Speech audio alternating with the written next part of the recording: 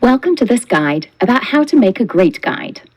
Hopefully we followed all the best practices for this guide that we outline with it. Number 1. Make the feed central to your story. Use feed cards to complement the audio narrative.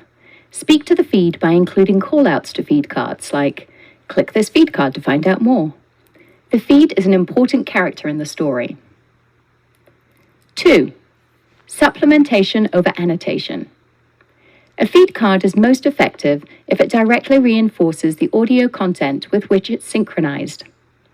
If there's no clear connection between the card content and what the narrator is saying at that moment, it creates a cognitive disconnect, and the listener loses track of the central audio narrative. 3. Space out your feed cards appropriately for optimal user experience. We recommend a feed card every 5 to 15 seconds. Too few cards, and there's lost opportunity to reinforce knowledge. Too many feed cards, and you risk overwhelming or confusing your listener. 4. Utilize the diversity of feed cards.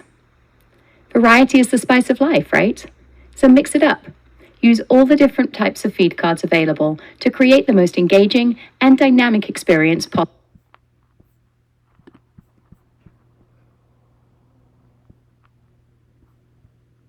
for your audience. 5. Provide context to link cards.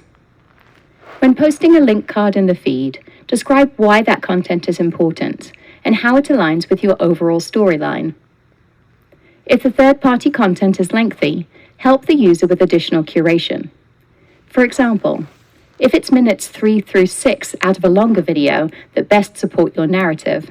Fruity, fruity, fruity, fruity, fruity, fruity, fruity, fruity, fruity, fruity. Greetings, my beautiful lovelies. It's Emmy. Welcome back to another episode of Fruity Fruits, where I taste fruits that are fruity. Direct the listener to skip ahead to the 3-minute mark. 6.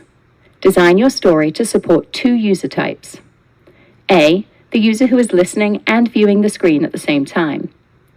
B. The user who is in a listen-only mode, while driving, for example. To accommodate listen-first listeners, make clear in your introduction that the user can return to view the feed card content. 7. Speak to the individual listener. Write the storyline as if you're talking with an individual versus to an audience. It creates a more immediate, personal experience for the listener. 8. Be a curator of bite-sized content. You are the guide down a faster path to deeper knowledge. A guide is an antidote to information overload. Be a diligent curator, speaking and linking to only the most essential information. 9. Keep your guide's length on the shorter side. The most engaging guides typically range in length from 2 to 15 minutes. If longer than that, it's best to break the content into multiple guides so as to maintain your audience's attention. Remember, you can always link to other guides from guides if you want to connect their content and create an information funnel. 10. Be conscious of the number and length of your chapters. Guides typically range from 1 to 4 chapters, with chapters in the 1 to 3 minute range. This allows the content to be consumed in small doses, aligning with listeners' time and fragmented schedules. Thanks for listening to this guide about the best practices for guide making. Now you know how to make a great guide, so off you go and enjoy.